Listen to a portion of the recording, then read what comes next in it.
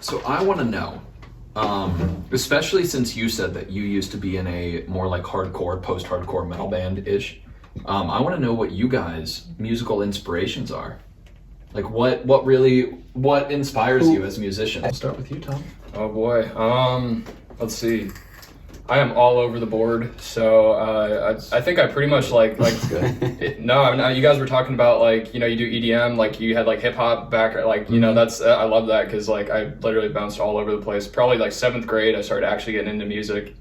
I played piano since I was 5, but like, so honestly, that opened my whole world up though. That one iPod, like, I got into which iPod though? It was the original, whatever the first generation. Yeah. The best iPods. The fact that they remade the classic it had like 2 or showed how well made they were. It had like 2 or 3 gigs, and that was like a lot back then, you know. Yeah. But so anyway, so this iPod had a bunch of like old ass music. A lot of my parents like they had some really weird like dancey pop tunes. I wasn't really into that, but this is where I discovered like classic rock. So probably like 7th grade. Just started playing guitar at this point. I started playing saxophone a few years prior, so then I also got into jazz, which was kind of, I played jazz band basically from like 7th grade through 10th, I guess. So I was, and that's where I learned how to improvise and all that. So like I have a lot of jazz background, I guess.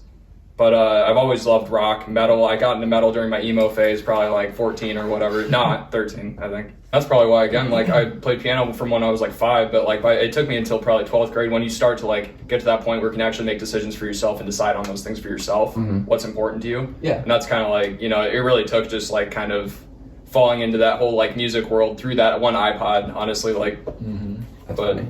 Yeah, I was gonna say, man. Carlos. hey, we only got through one of us. Shit. Yeah, right. Sorry. So like my first official owned piece of music was a birthday gift from my big brother, and it was a copy of Gorilla's Demon Days. Oh, hello. Yeah. Yes. Oh, that's such a good album. And like, What a first gift. no, yeah, it was super solid. And Actually, second one was 2. Yeah. Said your brother? yeah, my Shout big out, brother, brother. right? Thank you very Thanks, much. Miguel. So it was Gorilla's Demon Days kind of got me because, you know, they're like this alternative, but in a new way of doing alternative, like Virtual group. bands didn't exist before. Dude, right? Like virtual bands was crazy, and like they pretty much pioneered being a virtual band, and I always thought that was like the coolest thing. Their videos are awesome. Oh, the videos were always just the most. I got chills watching the Feel Getting video. Like it was so good. And Melancholy Hill. Yeah, Just, Right. The little manatee good. thing. I was like, I had no idea what was going on, but I was loving every minute of it. Those are the best music videos. Where they're just literally sending you on this voyage through their song, but nothing is making sense until you're about halfway through. You're like, oh, I get it oh, now. yeah. It's all, Yeah. everything's starting to link up. 'Cause at first you're just Yeah. literally like sucked in, like, what the fuck is going on? Right, it's like now? the sights and sounds are just mesmerizing. Yeah. And then so I continue to like kind of like receive gifts from like friends. And my other gifted CD was a Megadeth album. It was Rest in Peace, which I think was like super good because they had this you know, they had the lineup: Marty Friedman, Nick Menza, obviously Dave Mustaine, and like it. Yeah. Of course, Yeah. You know what I'm saying, and like just the like straight up buzz that they I got, didn't, the like straight up buzz that they got from the, you know, from like touring in like Mexico and like the UK. It was like really inspiring, and so I kind of said to myself like maybe I can like be in a band. I don't know. Let's give that a shot. But who influenced me today is like Dance Gavin Dance, Coheed and Cambria, Empire of the Sun, Love M83. Like it's kind of like this fusion. I was asked, Carlos, why do you play bass? And I'm just like, It's such a honestly, cool instrument, bro. honestly, like it called me. I have no other way to say it. Yeah. But it called me. How old are you? I was probably 16 16. when I picked up a bass guitar. And it's just something I hope to be one day. Oh yeah, that's awesome. Yeah. And with that too, like in terms of Dance Gavin Dance as a musical inspiration, Dance their Gavin bassist is fire. Like the amount of groove that you can put in a bass, whether it be like there's so much influence from jazz and other like just grooves going on. Yeah. Like for you to be able to harness that and make a song so funky and groovy yet also being hard, Yeah.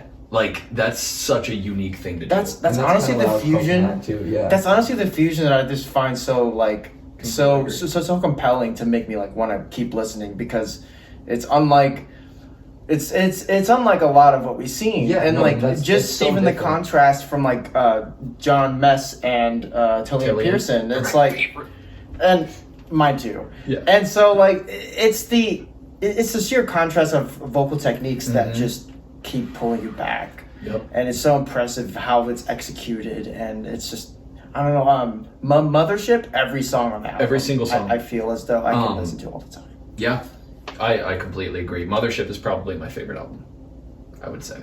It's fire. We got anime and music, so As soon as you mentioned Dance Gavin Dance, I was like, we were having a full discussion in the car, and as soon as you brought that up, I just saw him light I up. knew he was gonna. Dude. I knew he was gonna go full fangirl. It's my No, I knew you said Panic at the Disco, and I saw him live. I thought it was past my emo phase, but when I saw him, I full out. Brandon Urie is a beast. Yeah. He is, dude. Uncaged. He goes hard. immediately.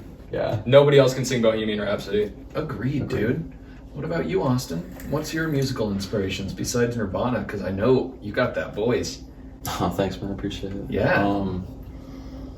Christ, dude, I'm all over the place, to be honest as well. Like, my first experience was with music was when I was 5 years old. And I was listening to The Wall by Pink Floyd on a cassette tape. If y'all Gen Zs know what a cassette tape is.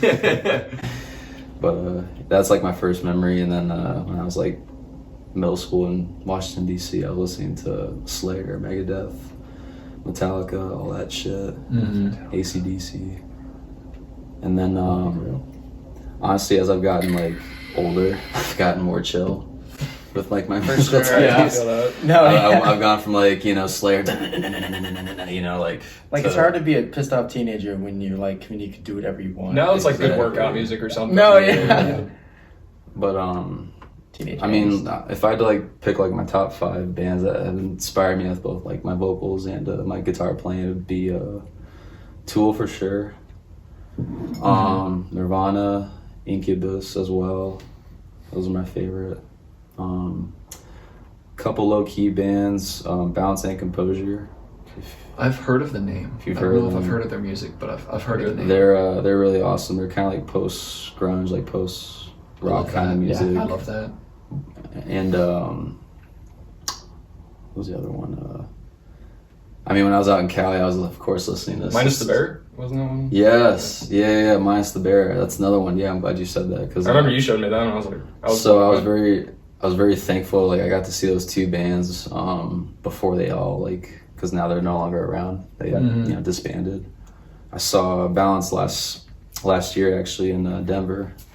Went on just a random trip, you know, for a day, and then got back. And then Minus the Bear I saw at Waiting Room with Caspian, this like kind of instrumental band from Boston. That sounds so familiar. Gasp. You'd like them. They're dope. They're I dope. feel like I have heard them before.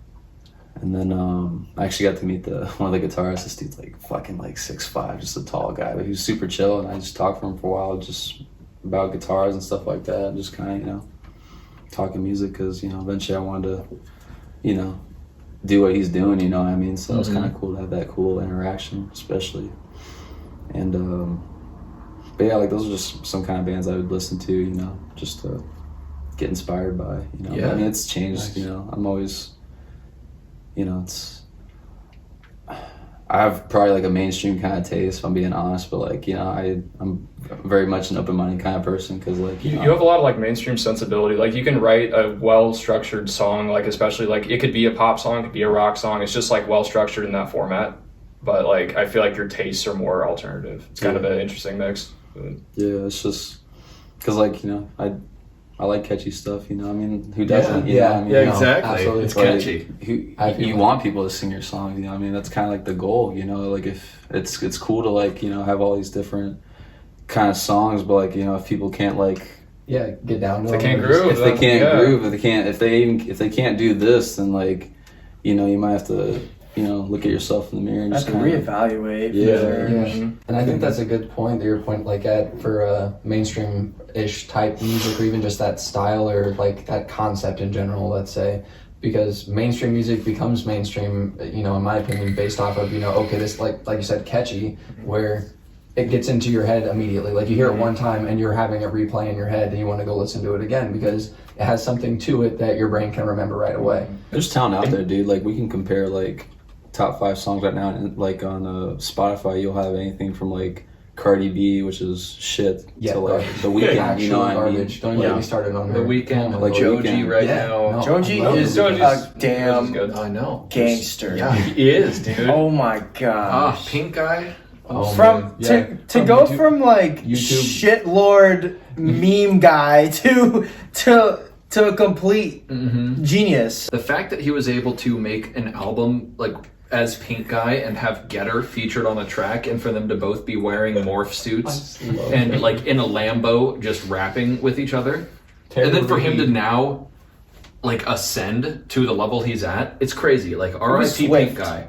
It was like it was a swift ascension. He decided to make the turn, and he absolutely did it.